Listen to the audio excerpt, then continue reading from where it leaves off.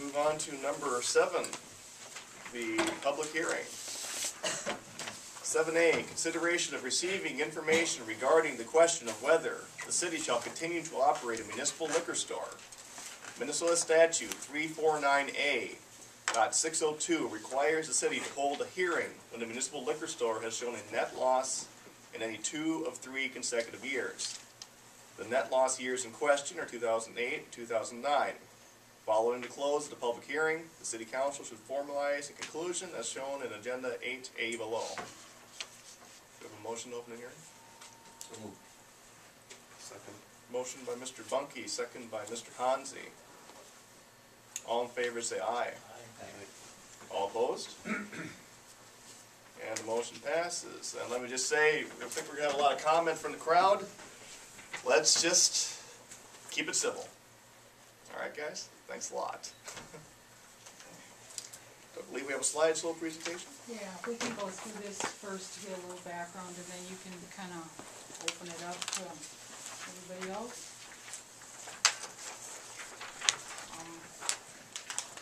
And there again, we're just talking about the rules, why we're doing this. We have to review the losses in the context of a 3-year period. That's just state standards.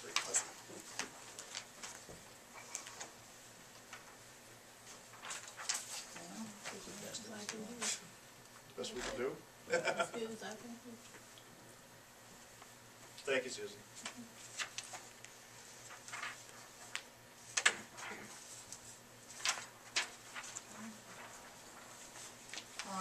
This 3-year period we're talking about, 2007 of course was the flood year, 2008 we didn't have full operations, and those years are also a little bit skewed because, like in 2009, that loss includes $27,667 of depreciation, which is not actual cash outlay, it's a book entry, you know, so it's not an actual cash loss, but on the books it does look like, it does make the loss be greater. So those are the 3 years. We're the liquor committee that's been working now on the 2010 issues.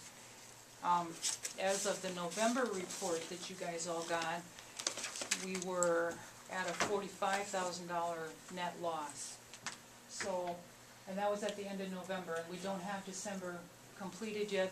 December is a pretty good month for revenue, so hopefully that'll be even better. Depreciation schedule figured into that? I do not have depreciation in this. No, I left that out specifically because it's, the auditors do the depreciation amount, and the reason it was so high in 2009 was because it was the brand new building, so nothing, in 2008 there was only like $2,000 of depreciation because we didn't really own hardly anything. You know, 2009 is when the full building was on and the full, everything in it, so.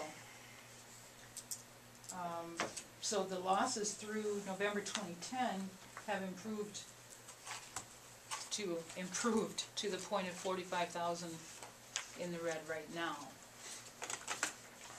and hopefully it'll be better by the end of December.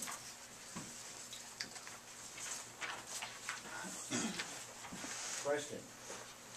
Well, We're still doing the slideshow, please. Okay. Thank you. and this is just a brief history of the municipal liquor store. That in '87 it was closed temporarily when they were having monetary problems back then also. And in August of '88, Diane Johnsgard was the liquor store manager.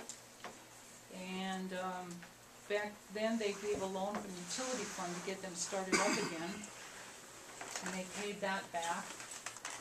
And then between 1988 and 2007, $471,767 has been transferred out of the liquor fund from their profits to other city operations like general fund, capital projects, and in the last couple of years a lot of money went into the water fund to help that fund to keep the rates reasonable.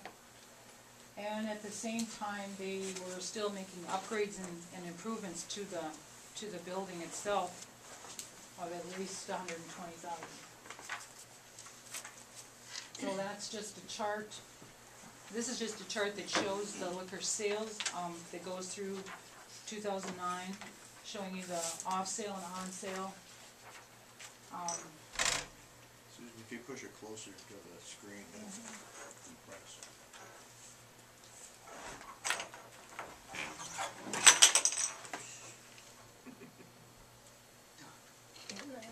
The off sale, in 2009, the off sale was 346, and the on sale was 103, roughly.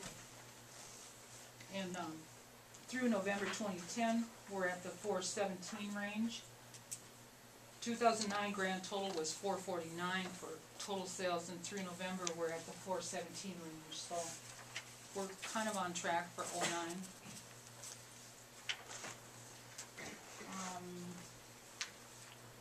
The next one is the history of the losses, comparing the gross sales and the cost of sales, the expenses and the losses. And there again, that loss in 09 of the 72,000 included depreciation.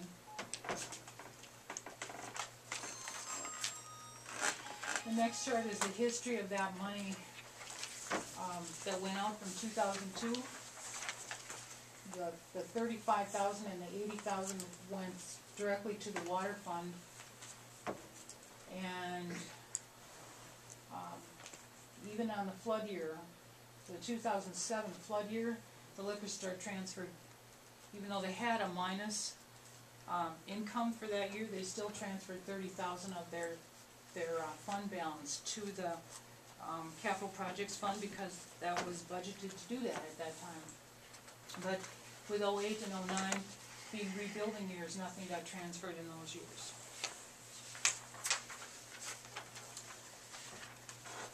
So the 2007 flood event,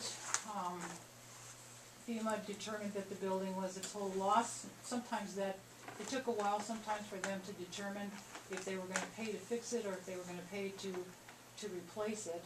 And they had to do a little analysis of what the cost for repairs versus replacement was.